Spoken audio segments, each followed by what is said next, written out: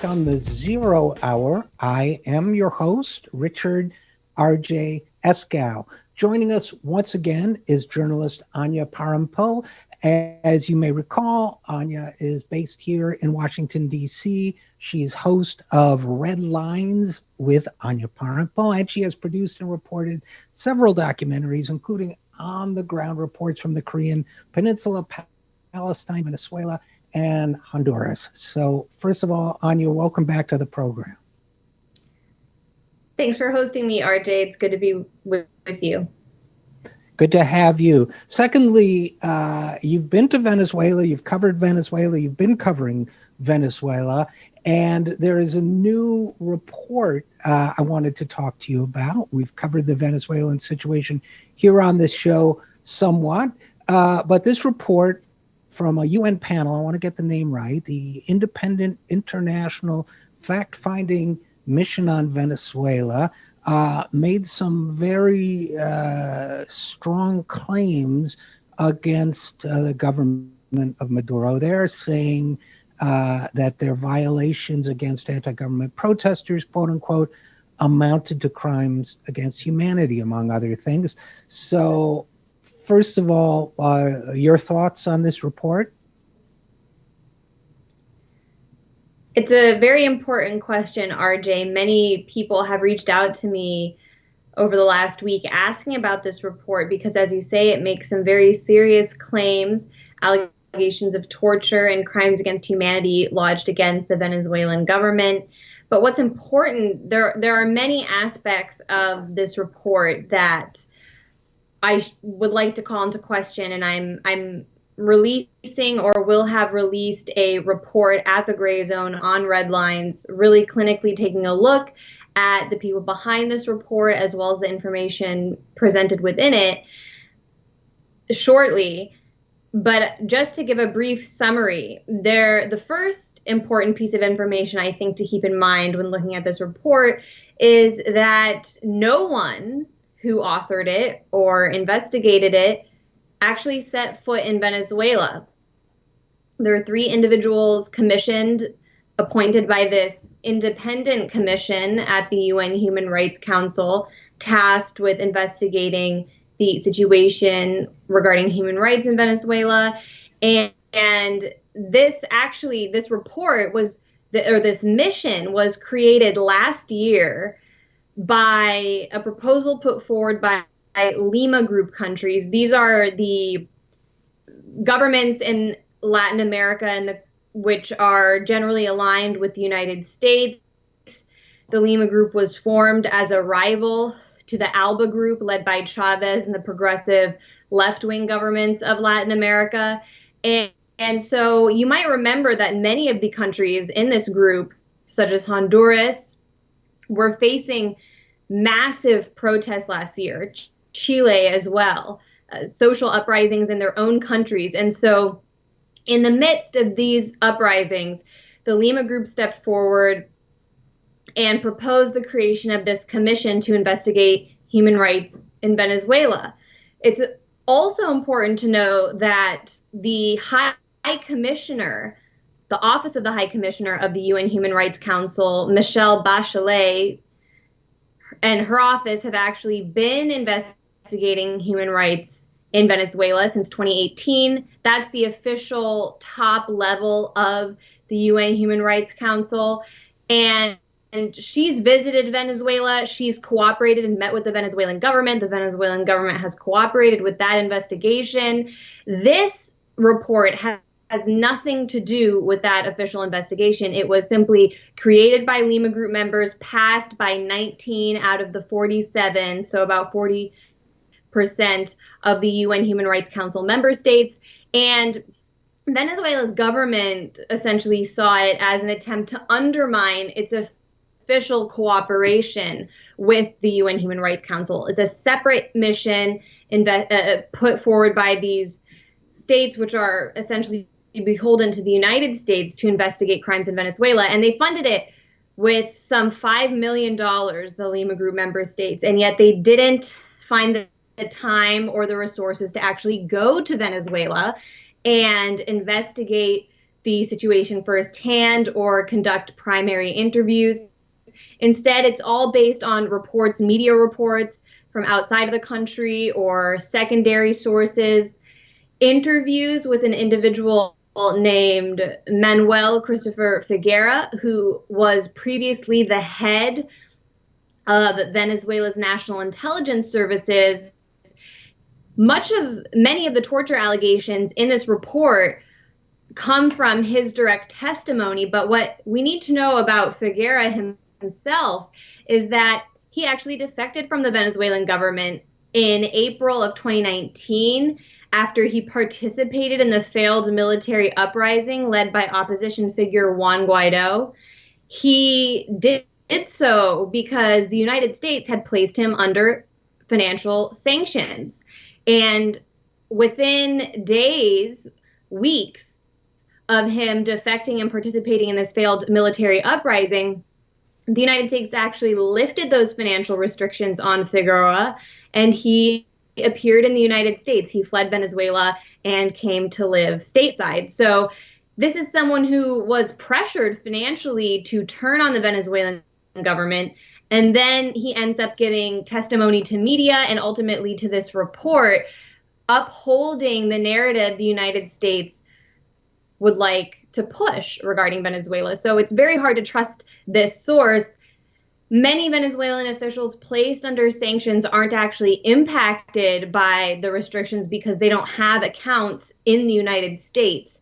Yet Figueroa's wife was actually living in Miami in the lead up to that military coup. So he's definitely someone who could have been more susceptible to these types of financial restrictions. And this is the goal of those sanctions. When the United States places Venezuelan officials under sanctions, they are pressuring them to turn, and not only to turn, but then provide testimony for supporting the narrative the United States is pushing on the international stage regarding Venezuela. So Figueroa is a clear case of that policy succeeding. And so that testimony is something we definitely have to call into question. The last point that I'll make is that one of the authors of this report, one of the individuals actually responsible for investigating human rights in Venezuela, was a lawyer named Francisco Cox. And Cox is a Chilean attorney who actually has represented individuals close to the former Chilean dictator Augusto Pinochet in court, functionaries of his party, and is an individual who previously also represented the wife of the current foreign minister, a man named Aleman, but his wife is actually the daughter of Pinochet's foreign minister. So this is someone with close ties to perhaps the most brutal dictator to ever exist in Latin America, someone who had no regard for human rights. And then this individual, someone with ties to those groups, someone who's represented those individuals in court, is somehow credible and allowed to investigate human rights in another country. It just doesn't really make sense. You might remember during last year's protests in Chile, the state security forces were accused of targeting demonstrators by systematically shooting them in their eyes. There's plenty of footage to support these allegations. Many activists were left without an eye as a result of these demonstrations. And Francisco Cox actually defended the government of Sebastián Piñera, the president, saying that he didn't bear any responsibility for that violent crackdown. So you have him in words defending the right-wing brutal government of Chile currently, but then producing this report based on questionable sources that accuses Venezuela's government of being responsible for every crime committed in the country. So we can talk more about some of the details, the individuals that are mentioned in the report, some of the victims of torture the report claims are active in Venezuela right now. But those are just a few reasons why we should question the validity of this report. Yeah, Anya Parampil, let's tease out some of these different multiple threads, okay? Because there are multiple dimensions to this story. One is, okay, you have a group of what I would characterize as right-wing, U.S.-backed governments in South America, Latin America, getting together, wanting this report that indicts the leading left-wing government in Latin America. I get that dimension of it. You have the internal politics of the UN, which seems to me weird. In that you have a major investigation underway on the ground and so on, and yet these countries are allowed to basically form and arrange their own, also under the United Nations name, right? Which seems strange. And then you have the nature of their investigation, which involves not going there, and dubious sources like the gentleman you named. And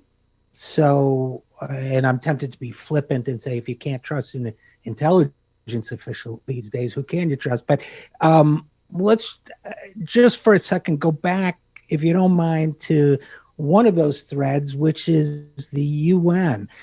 Do you know, how does it work that if Department A of the UN is doing something, then some people can just get together and create an ad hoc commission to kind of do the same thing the way they want it done? How does that even happen? Do you know? Well, there are levels of authority within the UN and Human Rights Council. You would think that the Office of the High Commissioner reigns supreme, but unfortunately, the UN is just not really truly an independent body. And this is something that I've learned in covering Venezuela and getting to know some of the people who've worked with it, including Alfred de Zayas, the special rapporteur who was appointed to investigate the impact of sanctions on Venezuela. He actually authored a report saying that it was responsible for the economic suffering and the massive deaths that we see in the country that the U.S. and its allies blame on the government. He actually stepped forward and said, no, this is the result of sanctions. This is the intended policy of sanctions, and it's slowly killing Venezuela. He told me last year when I interviewed him after Michelle Bachelet, the UN High Commissioner, released her own report about Venezuela, and he essentially said that he was appointed as an independent special rapporteur. He comes from outside of the UN in that instance, but is provided with resources and credentials by the UN to go and make his own report. He said he wasn't subject to the same type of internal pressure that other members of the UN, or actually Michelle Bachelet herself, are subject to when dealing with the issue of Venezuela. And he really did seem to believe that it's impossible for even the Office of the High Commissioner to act in an independent way, because the United States just pressures people internally the same way it did into pressuring European governments into recognizing Juan Guaido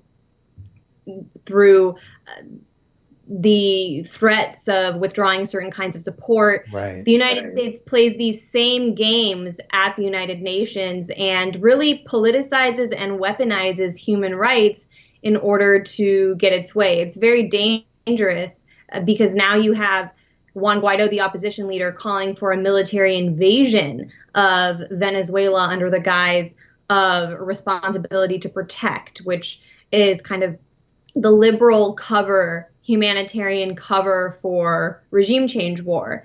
This is the ultimate goal of producing a report such as the one released last week. It was also timed with Secretary of State Mike Pompeo's tour of Latin America, when he was stopping in essentially every one of Venezuela's neighbors in order to perhaps drum up support for that type of escalation.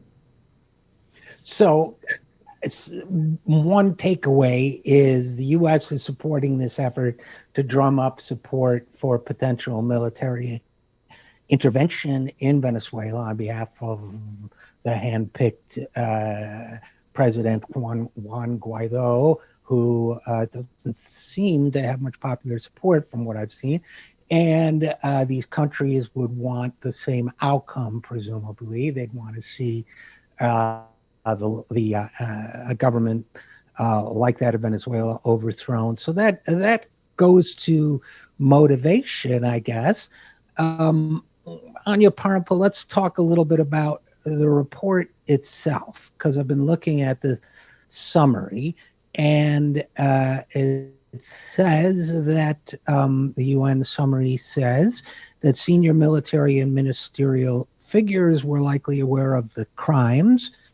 Said the investigators, quote, they gave orders, coordinated activities, and supplied resources in furtherance of the plans and policies under which the crimes were committed. It says that President Nicolas Maduro also, quote unquote, likely sidetracked the chain of command. I could speculate why they might want to say something like that. We have reasonable grounds to believe that the President Maduro did give orders to the director of CBIN. I assume that's the intelligence agency, as to who to target. These people were surveilled, information was gathered, their communications were intercepted, and finally they were detained without judicial order just because there was such an order by the president. That is Francisco Cox speaking. So basically the gist of the crimes that they're alleging here seems to me to be that the description of a sort of boilerplate dictatorship, that you had a guy, a ruling, a leader or whatever, who was bypassing the courts and locking up people he didn't agree with and torturing them, and these patterns of violation of law and so on came straight from the top. Presumably, therefore, we're to conclude that overthrowing Maduro is the overthrow of a dictator. Is that the gist of it, you think?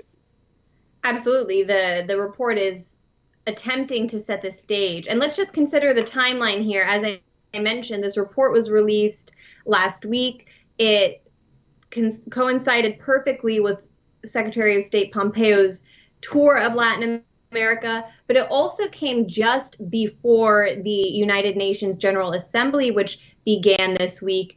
And something very peculiar happened yesterday, RJ. I should say that was Wednesday, when Venezuela's president, Nicolas Maduro, addressed the UNGA, the General Assembly, as part of the planned agenda.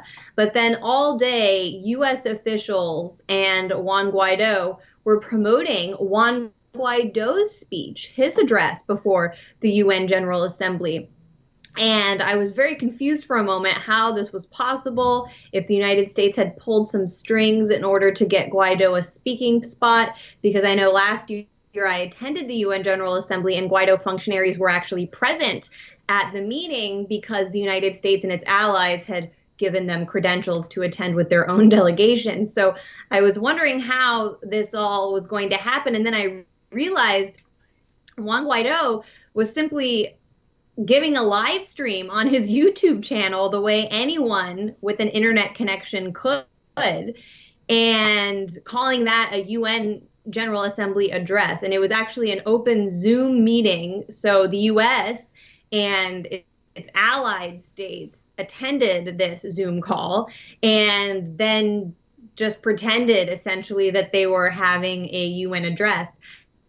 I saw someone on Twitter say that it was kind of like when you're a kid and you don't get invited to your cool classmates' birthday parties, so your parents just throw you your own party. And that's kind of what the United States did for Juan Guaido in this instance. But Guaido, during this address, called And Anya, I hate to interrupt you, but you're addressing the UN General Assembly right now on the 0 hour. I just wanted you to know that. Yeah, a UN General Assembly address. Anyone can do it now. Yeah, knock yourself out. No, I'm sorry, I interrupted. Please go ahead. It is pretty funny when you think about it that way. But Guaido, during his address, his Zoom call, actually said that it was time for the international community to consider new options in dealing with Venezuela.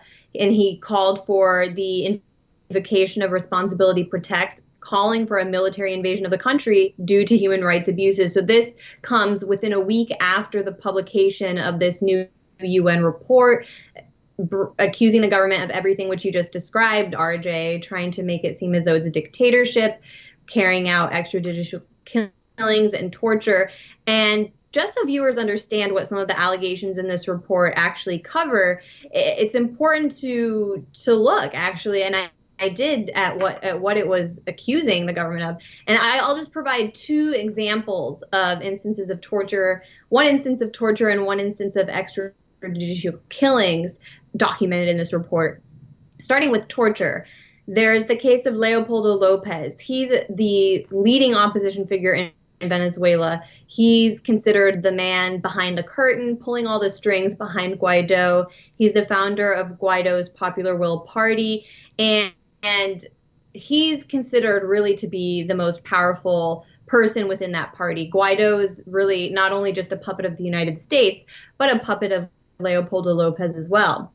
And Lopez has been detained since 2014, when there was a massive protest movement shortly after the death of Hugo Chavez. The opposition decided to seize on the opportunity to try and foment some sort of change in the government.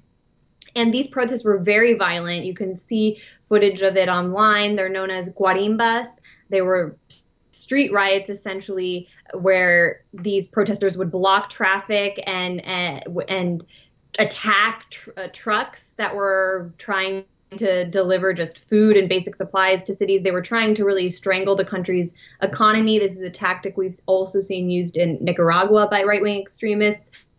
But during these demonstrations, Leopoldo Lopez actually gave a speech in the middle of Caracas encouraging demonstrators to commit violent acts against state buildings. And within just a few hours, people actually tried to burn down the country's office of the Attorney General. And so he was detained as a result of that incident, is currently serving a sentence, but he's actually living under house arrest with his family, with his wife and children, in a very nice home in Caracas. And before then, when he was actually in Venezuelan detention outside of his home, he was also afforded visits with his family. There are images of him celebrating his birthday with his family and really enjoying a kind of comfort that I don't think prisoners in the U.S. enjoy. Certainly when you look at the case of Julian Assange right now, if that's torture that Leopoldo Lopez was facing and is facing, then I think someone like Assange would really want those kinds of conditions. But there was no real hard evidence presented that Lopez has actually been tortured. In fact, during the April 30th coup attempt in Venezuela, he was broken out of house arrest because he had helped plan that failed military coup. And thanks to the cooperation of that man, Figueroa, who I mentioned earlier, the leader of the National Intelligence Services, he was broken out of prison, participated in this coup, called for a violent uprising, and he's still under house arrest. I can't imagine anyone in the United States participating in these kinds of acts and being allowed to just stay at home with their family. It's a bit outrageous to look at those facts and then read this report without any of it. Of course, it didn't mention Leopoldo Lopez's crimes either. And while that seems absurd enough, the most insane case I think that was presented in this report is that of Oscar Perez, which this report classifies as an extrajudicial killing carried out by the Maduro government. Some people may remember that name because a few years back, this man, Oscar Perez, actually stole a government helicopter, attempted to fly it into the Supreme Court while he was actually firing grenades at the Supreme Court and the Justice Department. I believe it may have been a different government ministry, but he was committing a real act of violence against the state, and he wasn't even killed in that instance. I don't think someone could get away with that in Washington, D.C. and walk away unscathed, but he did. And he was killed 6 months later during a raid on his hideout when he and his collaborators actually fired upon police. They killed 2 police officers. They were found with explosives and heavy weapons. He was killed in that raid, and so were some of his conspirators. Others were actually arrested and detained as a result of that raid. And so in this report, they say that Oscar Perez, that was an extrajudicial killing, but the only thing he ever did was fly a helicopter over the Supreme Court in an attack. It left out all of the other information that he actually fired grenades at these government offices, that he then fired upon police. And again, it just really left out all the context of that incident in order to make it seem as though the government just carried out this killing because it says he spoke out against the Maduro government. So those are just 2 very extreme examples of cases mentioned in this report without any context. But the final thing I'll say about the torture and killing allegations is that Venezuela's government has responded to this report by admitting also that not everything is perfect in Venezuela, and that actually many of the cases, some of the other instances documented in this report, have actually been investigated by Venezuela's government, and the perpetrators are in jail. And the report leaves all of that out. Venezuela has made an attempt to respond to wrongful killings or torture committed by its security services. There was, for example, there was an image that circulated of a young boy who had his eye shot or his face shot during a protest earlier this year or last year, I believe. And the officer who shot at him is actually in jail now. He went through a judicial process and was punished for that crime. So Venezuela's government isn't responding to this by saying that everything in the report is false, but they actually are coming forward with their own counter report to document how they've also attempted to respond to some of the cases brought up in this report. But the fact that they had to bring in individuals such as Leopoldo Lopez and Oscar Perez and leave out their crimes and misrepresent what happened with them just shows you how desperate the U.S. and its allies are to foment this narrative about Venezuela. And it's very clear with the timing leading up to Guaido's speech, leading up to Pompeo's tour, that this report is part of a coordinated effort to weaponize human rights and escalate a war in Venezuela, which would have devastating results on human rights. And you can just imagine the kind of humanitarian catastrophe it would cause on the entire American continent. Right. And it would also destabilize national markets. It would be expensive in both financial and, more importantly, in terms of lives. And we could go on and on. But Anya Parampil, this isn't really a fair question, I guess. But what are your thoughts about what might happen from here? I mean, on one level, the High Commissioner for Human Rights is still supposed to write a report. On another, much more immediate level, this could lead to precipitous action on the part of the U.S. and or other forces in the region. Any thoughts on where this might go or what might happen next?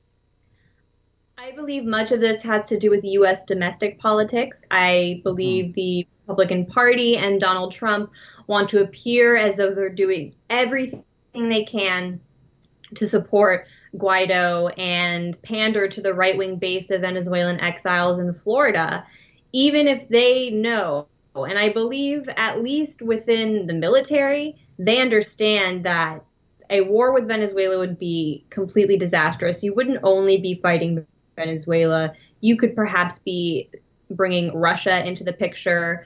China and Iran have been very strong allies and stepped up to the plate to defend Venezuela and assist Venezuela in providing it with much needed resources as it struggles to grapple with U.S. sanctions. So it would become an international incident. There would likely be a refugee crisis on the U.S. border, similar to what Europe experienced after the wars in the Middle East. So I believe there has to be an awareness within the upper echelons of U.S. power that they can't really move forward with this war, but if they can talk about it endlessly and really ratchet up threats, then at least the Venezuelan exile community is happy. The other thing to keep an eye on regarding Venezuela is the fact that in December, they actually are going forward with parliamentary elections. This is their constitutional process that the elections were due this year. And it's interesting because Juan Guaido's whole phony claim to the Venezuelan presidency is based on the fact that he was the president of the National Assembly, Venezuela's parliament. His constitutional term leading that assembly ended after a year, so it ended in January of 2020. He still considers himself president of the National Assembly, so he's now pretending to be president of the country and the National Assembly. But he and his party, as well as other groups within the opposition, are calling for an all-out boycott of this election, which means Guaido will undoubtedly lose his seat in the National Assembly. The United States and its allies have already denounced the election as undemocratic, even though it hasn't happened yet. The European Union has suggested that it will not send election observers, even though Venezuela's government has sent an official invitation asking them to come and observe the election, because there is going to be a coordinated effort in December on behalf of Europe and the United States to delegitimize the outcome of that vote.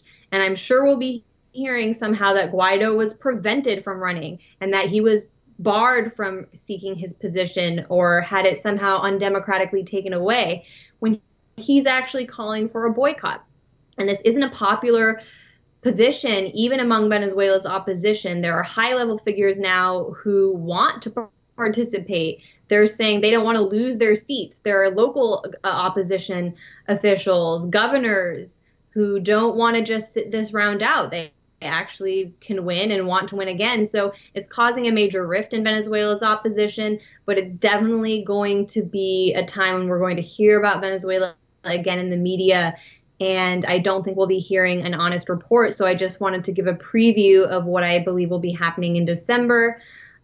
If anything, I think Guaido's whole coup, and based on my experience there in Venezuela, I spent about 2 months there last year. Unfortunately, haven't been able to return this year thanks to COVID, but it seems as though the government is stronger actually now than it was before the United States recognized Juan Guaido, but that's not necessarily reflected in U.S. policy. So just keep an eye on December on what's happening in Venezuela, and also keep in mind that all of this news about the humanitarian situation and human rights is really just a way for the United States to win support for what could be a very dangerous military aggression against the country. Well, thanks for all your great reporting on this, Anya Parampil. And I guess we can be looking any day now for something on thegrayzone.com, your report on this. So thanks for your great work on that. And as always, thanks for coming on to Zero Hour. Thanks for the invitation, RJ. Always great to talk to you. Same here. And we'll be right back after this. I'm RJ Eskow, and this is the Zero Hour.